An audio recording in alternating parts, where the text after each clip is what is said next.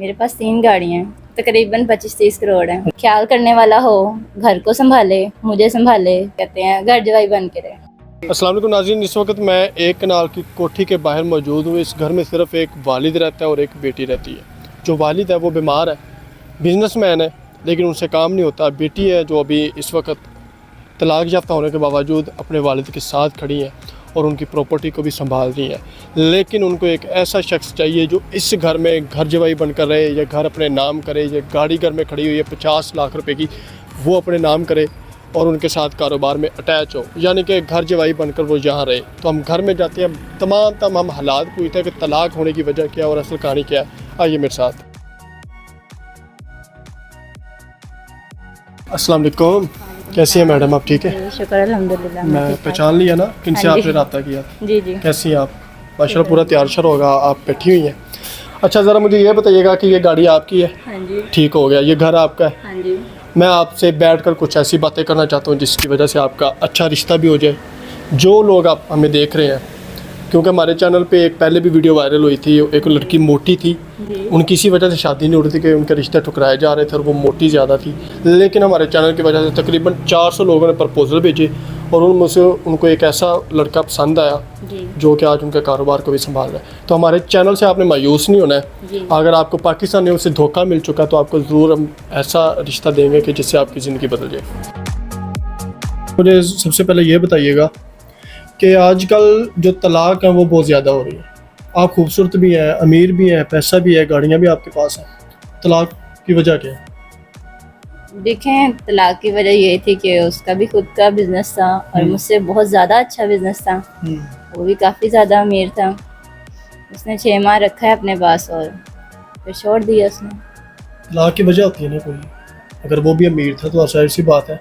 तलाक की वजह आजकल यही होता है कि अमीर गरीबों को तलाक देते हैं, गरीब की लड़कियों को तलाक देते हैं। तो उनका क्या कारोबार था? उनकी हाउसिंग सोसाइटीज़ थी। मतलब सोसाइटी एक उनके पास थी, जी। आपसे भी ज़्यादा अमीर थे। जी। तो मुझे ये बताइएगा कि एक गाड़ी तो बाहर खड़ी हुई थी, एक गाड़ी अंदर है, टोटल गाड़ियाँ कितनी? मेरे पास 3 गाड़ियाँ हैं। 3 गाड़ियाँ। तकरीबन कितने करोड़ रुपए आपके पास हैं जो आपने इन्वेस्ट किए हैं? तकरीबन 25-30 करोड़ हैं। 25-30 करोड़। जी। तो एक दफ़ा तलाक होगी है, ये भी एक ज़िंदगी का है मामला है। चलो, ज़िंदगी में जो कुछ हो रहा है किसी बेहतरी के लिए हो रहा है। आपके वालिद साहब भी बीमार है, बकाया बहन भाई क्यों नहीं है आपके? मेरी एक बहन है, उसकी भी शादी हुई है आउट ऑफ कंट्री में। अच्छा, मतलब वो पाकिस्तान से बाहर उनकी शादी हुई? जी। ठीक है। तो उनसे कोई भी मेरा इस किस्म का कांटेक्ट नहीं है। वो अपनी लाइफ में सेटल हैं, खुश हैं, इसलिए मैं अभी उन्हें ज़्यादा डिस्टर्ब नहीं करती। वालिद साहब भी आपके बीमार हैं, उनसे भी काम नहीं हो रहा, तो आप अकेली कैसे संभाल? इसी वजह से तो चाह रही हूँ कि आप मेरी शादी करवा दें अपने पाकिस्तानियों से शादी क्यों नहीं करी? यहाँ पर तो करोड़ों लोग जो हैं बेरोजगार भी हैं। ये सारे बेवफा हैं। कैसे बेवफा? एक ऐसा होगा तो दूसरा भी तो ऐसा ही होगा ना। ये भी किसी की कोई गारंटी दे सकता है?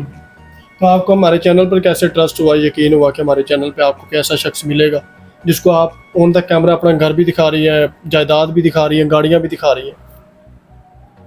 क्योंकि मैंने आपके चैनल के थ्रू इस तरह का रिश्ता होता हुआ है, इस तरह का रिलेशनशिप होता हुआ और सक्सेसफुल रिलेशनशिप होता हुआ देखा है मैंने। इस वजह से फिर मैंने आपसे कांटेक्ट किया और मुझे इस वजह से ट्रस्ट है। अब आप अपनी ज़िंदगी का दूसरा और मेरे ख्याल आखिरी फैसला कर रही हैं।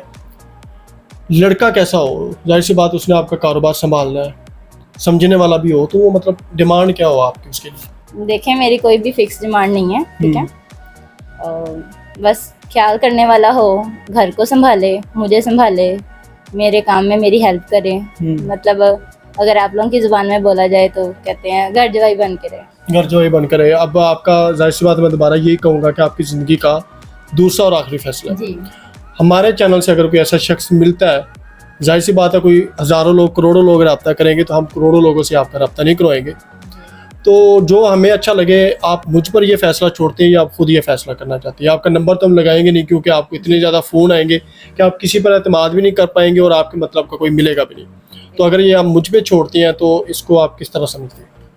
जी, मैं आप पे ट्रस्ट कर सकती हूँ, क्योंकि आपने पहले भी 2-3 इस तरह की थी फीमेल्स जिनका आपने अच्छा रिश्ता करवाया, वो अपनी लाइफ में सेटल हैं, खुश हैं।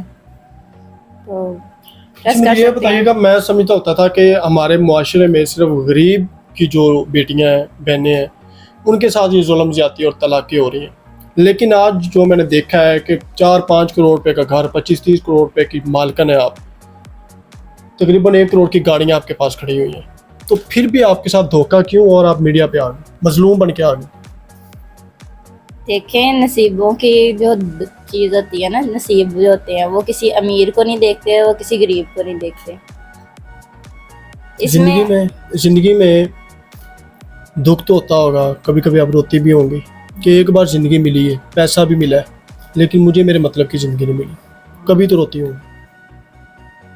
रोना जिंदगी पे किसको नहीं आता है? कौन चाहता है कि आपको इस तरह की ज़िंदगी मिले? सब कुछ है अल्लाह का दिया हुआ।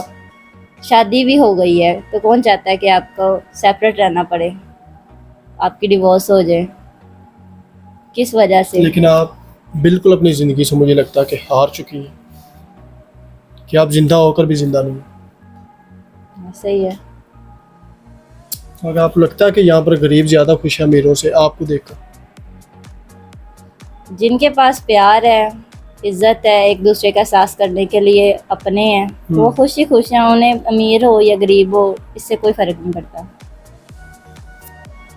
वाल साहब, अल्लाह ताला उनको लंबी उम्र दे, और इंशाल्लाह ज़रूर हम ऐसा करेंगे कि जो आपके वालिद का भी सहारा बने और आपका भी सहारा बने। बेशक उनके पास रहने को घर ना हो, उनके पास 1 रुपया भी ना हो, लेकिन वो आपको प्यार करे और आपके साथ रहे और हमेशा तक क़यामत रहे इंशाल्लाह। तो वालदा आपकी कहाँ पे? मेरी वालदा की डेथ हो गई हुई है। मैं बहुत छोटी सी थी तो तब उनकी डेथ हो गई थी, आफ्टर माई बर्थ, पैदाइश के बाद। जी तो नाज़रीन, बात को जाहिर सी बात है, पढ़ी लिखी है, कभी कैमरा के सामने आई नहीं है। हमने फुल कोशिश की है कि हमारे मतलब के जो सवाल हैं वो हम निकाल सकें। घर में एसी लगा हुआ है, गाड़ियाँ खड़ी हुई हैं, गार्ड्स बाहर खड़े हुए हैं, फिर भी अपनी ज़िंदगी से इतनी मजबूर है कि हमारे कैमरा की इस्तेमाल करना पड़ा, हमारे कैमरा के सामने आना पड़ा।